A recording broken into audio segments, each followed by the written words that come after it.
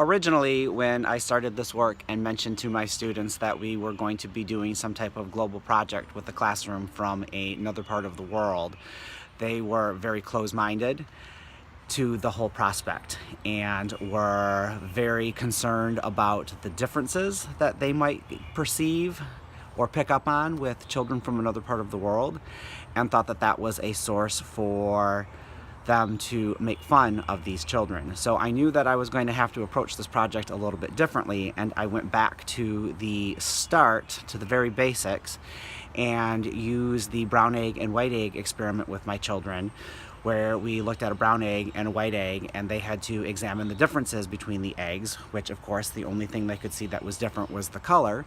And then when they weren't looking, I cracked the eggs open, and they had to examine and pick apart the similarities and differences between the insides of the eggs.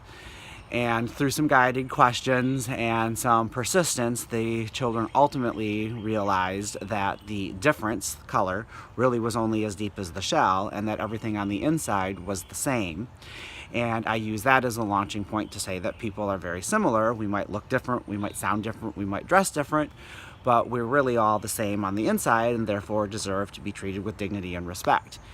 And then we started transitioning into some other work, learning about other cultures. My school is working to become a DPI Global Ready certified school, and my grade level has a focus on Africa. So we had to begin work on learning about some of these cultures and some of these countries as we have gone through, which fortunately tied into many of my reading units. We've learned about countries in Chad and the countries of Chad, Kenya, Zimbabwe, Morocco. In fact, one of the projects that we did was an area and perimeter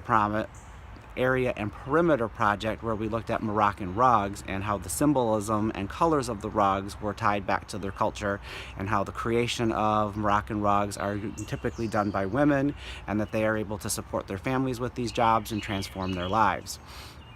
And as the children were gaining some confidence and some ease with looking at cultures from other places, I began to fold in some of the children's own culture. I have a child from Colombia who came in traditional dress. I have a child whose father is Muslim, and she came in with her hijab. And as the children were continually becoming a little bit more and more comfortable with the idea of different cultures, then people can look and sound different, and that was okay, we began to transition into talking about a country in Europe. I'm fortunate, I have a teacher who is from Scotland at my school, so we ended the project by connecting with a school in Scotland and using Padlet so that the students could answer some of the guiding questions from our last unit in reading about the challenges of access to water and the importance of protecting our water in the world. So that's my stuff. Following this will be some videos, and then a quick little, or some photos rather, and then a quick little video from two of my students talking about what they believe would have been the benefits of the work that we've done this year.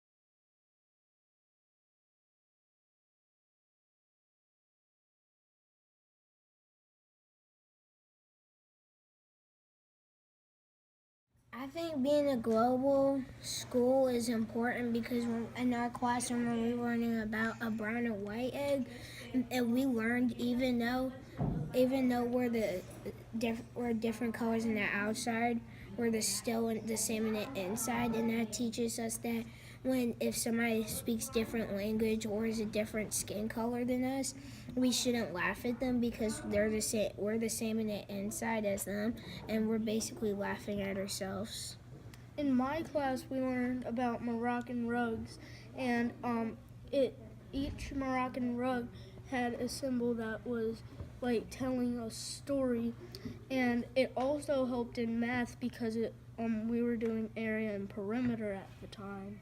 All right, so do you think it's a good idea that Lynn Road is becoming a global school? Yes. Why? Because we get to learn like all different kinds of languages, or we get to learn like how they dress up, or how they act, Or how their traditions are.